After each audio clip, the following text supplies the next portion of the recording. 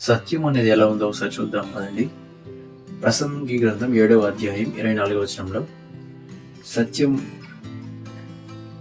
సత్యమైనది దూరంగాను బహు లోతుగాను ఉన్నది. ఆమేన్. బైబిల్ చెప్తా ఉంది, చూసారా అండి? ప్రసంగి గ్రంథంలో సత్యం అనేది బహు దూరంగాను అది లోతుగాను ఉన్నదంట. అవును కదండి. సత్యాన్ని గురించి తెలుసుకోవడానికి ఇష్టపడేవారు ఉండరు. ఎందుకని అంటే అది చాలా దూరంగా ఉంటుంది. అంత మాత్రమే కాదు, అది చాలా లోతుగా ఉంటుంది. అంటే అది అంత దాగి ఉండడానికి గల కారణం ఏంటంటే సత్యం అనేది దాచబడి ఉంటాం. చూడు, అందుకనే ఒక సామెత ఉంది కదా, నిజం గడప దాటే లోపు అబద్ధము ఏం చేస్తుంది, ఊరంతా తిరిగి మళ్ళీ దగ్గరికి వస్తుందని చెప్పని ఉంటుంది.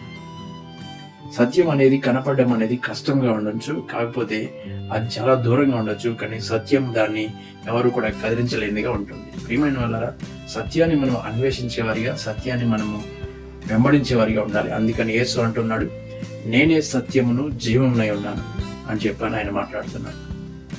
మనం సత్యాన్ని తెలుసుకునే వారిగా ఉందాం. దేవుని యొక్క మాటల్ని విందాం. God bless you all.